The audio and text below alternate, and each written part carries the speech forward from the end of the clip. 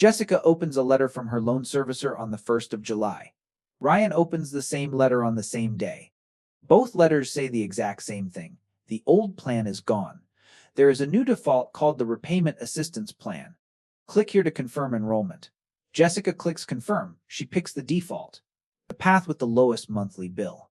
Ryan reads the letter twice, opens a calculator, and does something the system is quietly hoping you won't do.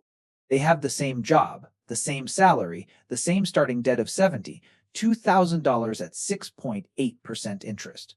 And by year 30, the gap between their net worth crosses $1,600,000.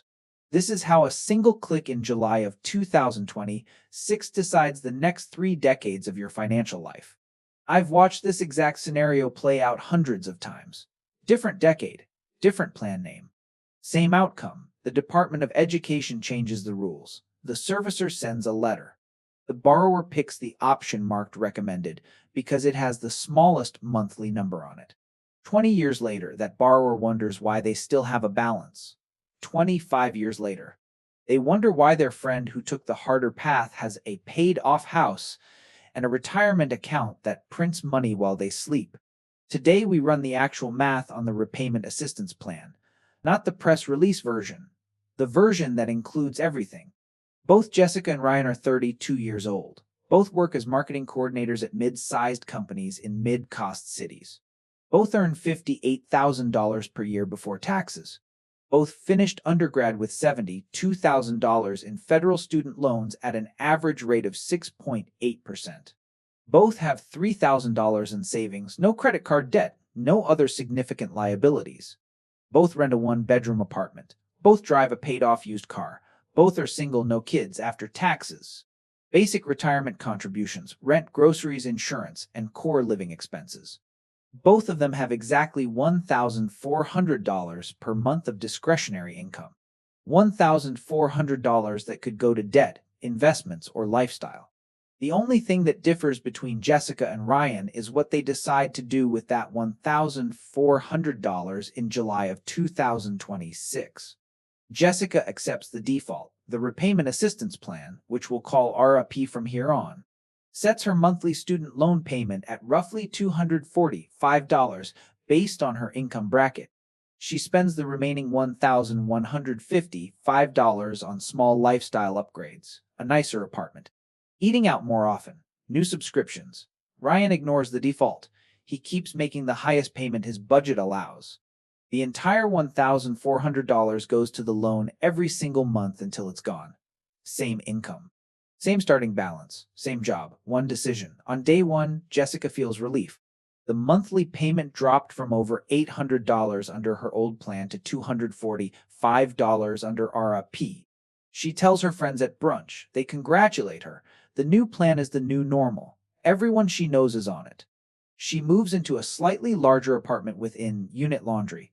The rent goes up by $300 per month. She tells herself she's earned it. She subscribes to a few new services, a meal kit, a second streaming platform, a monthly wine club. None of it feels reckless. A finance blogger she follows writes a piece titled "Why RAP is the smart choice for most borrowers." She shares it on her story. On day 1, Ryan feels uncomfortable. He has the same $245 default sitting in his email, the same friends, the same brunch invitations. He chooses not to accept the default. Instead, he sets up an automatic payment of $1,400 per month to his loan servicer. He doesn't move apartments. He doesn't upgrade his subscriptions. He doesn't tell anyone what he's doing because the conversation is exhausting. He looks at his payoff calculator. The number it returns says he'll be debt-free in about 5.5 years. 5.5 years feels long. He decides to do it anyway. Here's what most people miss when they look at this moment. Jessica isn't making a bad decision in the way she experiences it. She's making the decision the system was engineered to encourage. Ryan isn't making a brave decision either. He's making a decision that requires him to absorb 30 seconds of social discomfort. Once a month for 5.5 years, that tiny gap, that single 30 seconds, is where the $1,600,000 gap is born. This is where the math gets uncomfortable. Year 3. Jessica has been paying $245 per month for 36 straight months. She sent a total of $8,820 to her loan servicer. Her balance has gone from $72,000 to roughly $70,800. Read that again. After 3 years of payments, her principal has dropped by about $1,200. RAP does include a small interest subsidy to prevent the balance from snowballing, but it doesn't pay down principal in any meaningful way at her income level.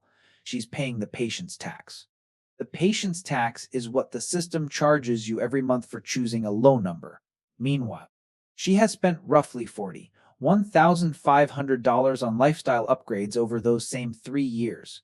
The nicer apartment, the subscriptions, the casual dining, things she can no longer imagine giving up if asked. Ryan has paid $50,400 toward his loan in those same 36 months. His balance is down to about $30,800. He's more than halfway done. He has zero in investments. He hasn't upgraded his apartment. His friends think he's being weird about money. On paper, Jessica is winning. She has the better life. She has the better Instagram feed. She has the better stories at brunch. On paper. Year 5.5.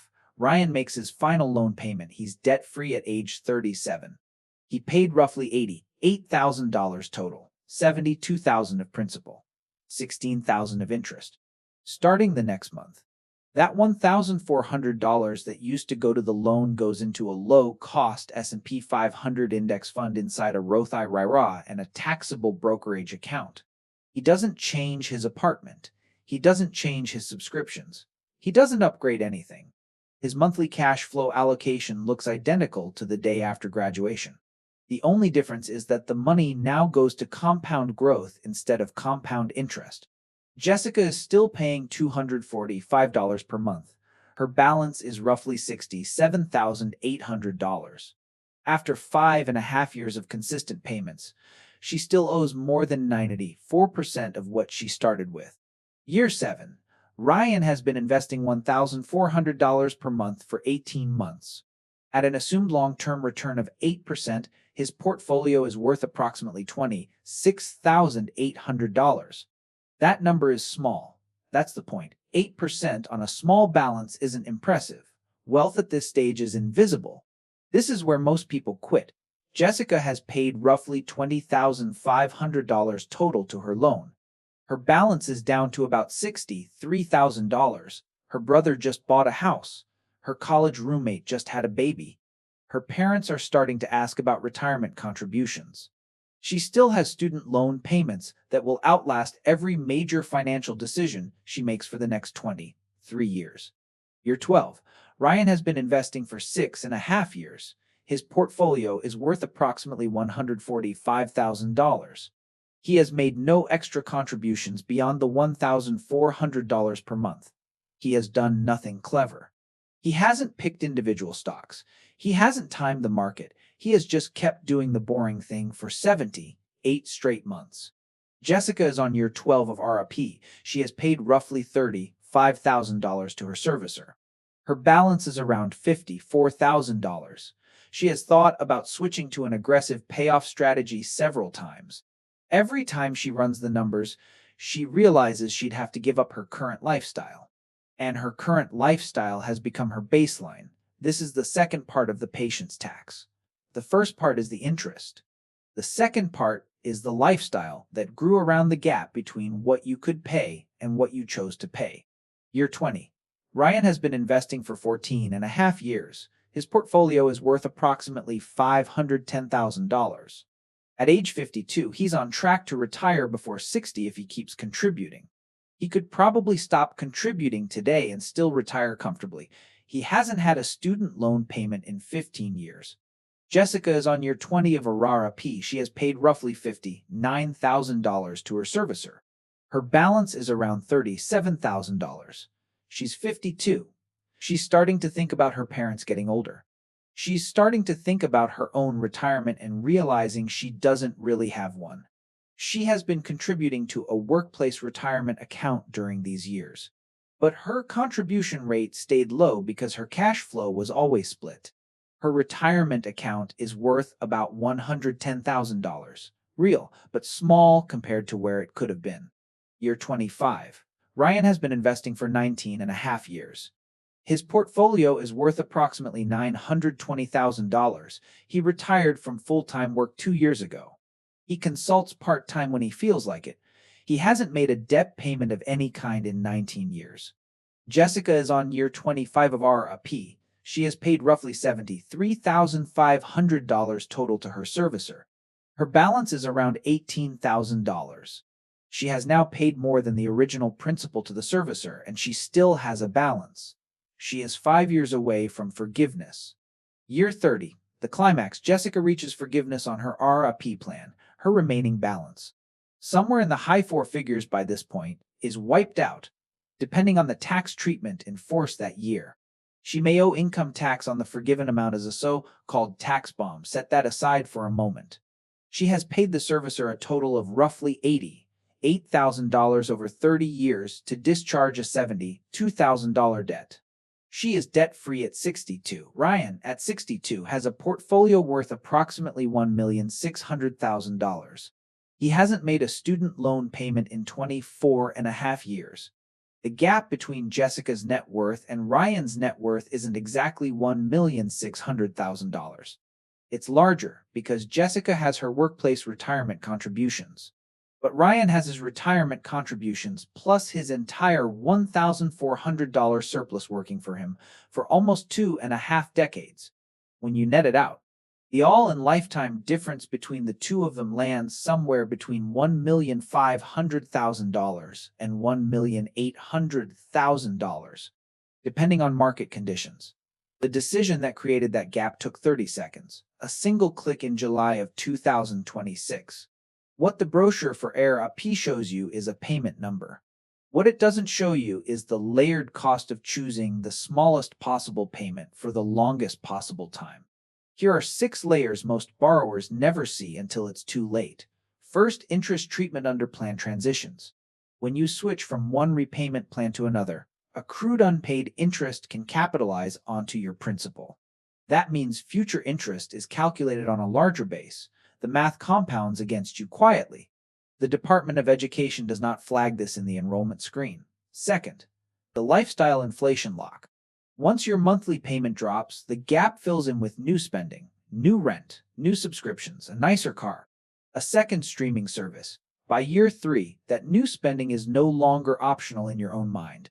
It has become baseline. Going back to your old lifestyle now feels like a downgrade, not a reset. Third, the credit profile drag. For the entire duration of your RAP enrollment, your debt-to-income ratio stays elevated. When you apply for a mortgage in year 8, the lender includes your student loan in your debt-to-income calculation. That can move your interest rate by 1/4 to 1/2 percentage point. On a $350,000 mortgage over 30 years, that small rate bump costs you another $30,000 to $50,000 in interest. Fourth, the marriage penalty. If you get married while enrolled in RAP, your spouse's income can be pulled into the payment calculation depending on your tax filing status. The payment that felt manageable when you were single can double or triple overnight. Many borrowers respond by filing taxes separately, which costs them several $1,000s per year in lost tax benefits. Fifth, the opportunity cost of compound investing. This is the largest hidden cost and the one the brochure math never includes. Every dollar that goes to extending a low loan payment instead of being invested has a 30-year shadow attached to it. At 8% compounded, every dollar of monthly difference becomes roughly $140 over 30 years. Multiply that across hundreds of monthly dollars across hundreds of months, and the shadow becomes the $1,600,000 gap from earlier. Sixth, the tax bomb risk at forgiveness. Under long-standing tax code, forgiven student loan debt was treated as taxable income before pandemic-era exemptions. Those exemptions are set to expire unless renewed by Congress. If they expire, Jessica's forgiveness in year 30 could trigger a tax bill in the high 4 figures or low 5 figures at her marginal rate. The forgiveness isn't free. It's taxed at the rate of someone who has been earning for 30 years. When you net out all 6 layers, the actual cost of choosing RRP as a default isn't the monthly payment. The actual cost is the compounding shadow attached to every dollar you chose not to send to your debt during your highest earning decades. The only number that matters is the one that includes everything. If I only showed you the downsides of RRP, I'd be doing what every aggressive payoff influencer does on the internet today. RRP isn't always the wrong choice. It's the wrong choice as a default for someone who can afford the aggressive payoff and chooses the low payment because it feels easier. Here are the situations where RRP is the right choice. Use case 1. Income below the federal poverty line plus 30%. If you earn under that bracket, your RRP payment can be as low as $10 per month. Aggressive payoff isn't on the table for you. You are using RRP as it was intended, as a cash flow lifeline, not a wealth strategy. Use case 2. You are working toward public service loan forgiveness. If you work for a qualifying nonprofit, government agency, or public school district, your payments under RRP account toward the 120 payments required for total forgiveness after 10 years. In this case, paying the minimum is the math optimal choice. Every dollar above the minimum is a dollar you donated to the loan servicer for no reason. Use case 3. Variable or unpredictable income. If you are a freelancer, contractor, commissioned salesperson, or business owner with seasonal income, the income-driven structure of RRP provides protection during low-earning quarters. Aggressive payoff requires consistent cash flow. If yours isn't consistent, RRP is a hedge, not a trap. Use case 4, active medical or family emergency. If you are in the middle of a medical crisis, caring for a parent with dementia, going through a divorce, or supporting a child with special needs, the cash flow flexibility of RRP is the right answer. Wealth is downstream of stability. You cannot pay down debt aggressively while your life is falling apart. Use case 5. You are within 5 years of expected forgiveness from a prior plan. If you have already paid into an income-driven plan for 20 years and the new rules let you keep that progress under specific conditions, switching to aggressive payoff now wastes accumulated forgiveness credit. Stay the course. Run the clock out.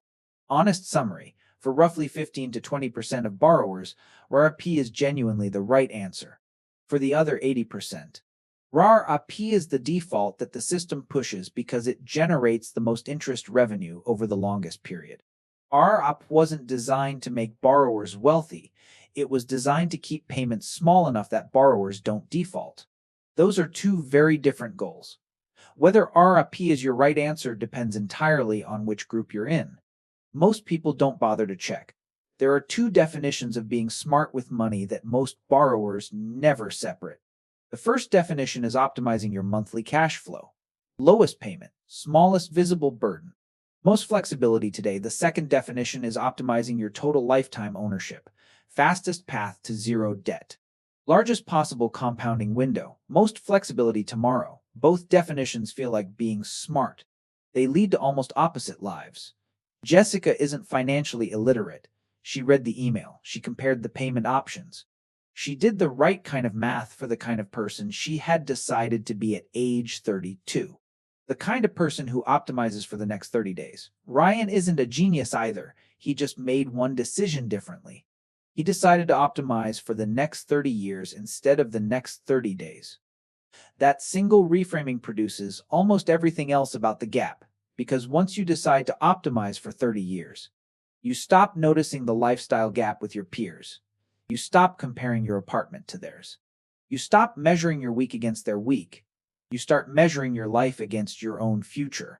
The 30-year version of you becomes a real person you owe something to. The 30-day version of you becomes a stranger you used to know. That is the deeper trade hidden inside the RRP decision. You aren't choosing a payment plan. You are choosing which version of yourself you are willing to disappoint. Jessica disappoints her future, quietly, slowly, over 3 decades. Ryan disappoints his present, loudly, immediately. For 5.5 years, both kinds of disappointment are real. Only one of them is reversible. Here is what almost nobody says out loud about the new student loan system. The real trap isn't RRP. The real trap isn't aggressive payoff either. The real trap is that the system was designed to make you optimize the wrong variable. The system wants you to optimize your monthly payment. Because every dollar you don't send to your principal today is a dollar that earns interest for the loan servicer tomorrow. The Department of Education doesn't get a bonus when your minimum payment drops. The servicer does. And the servicer's incentive structure is the part of this story nobody is allowed to print on the brochure. The system didn't change in July of 2026 to help you. It changed because the previous system was generating too many defaults. Defaults are bad for the servicer. Low payments forever are good for the servicer. P sits right in the middle. That is why the default option is the default option. None of this matters to your bank account in year 30. What matters is one question. The question isn't what plan should I pick. The question is which version of me do I want to be standing in front of when I am 62. The version with a paid-off life and a portfolio that prints rent. Or the version that just finished paying a servicer for 30 straight years. That question takes about 30 seconds to ask honestly. You have until the next time you open an email from your loan servicer to answer it. If this video showed you something you didn't know was there, you know what to do.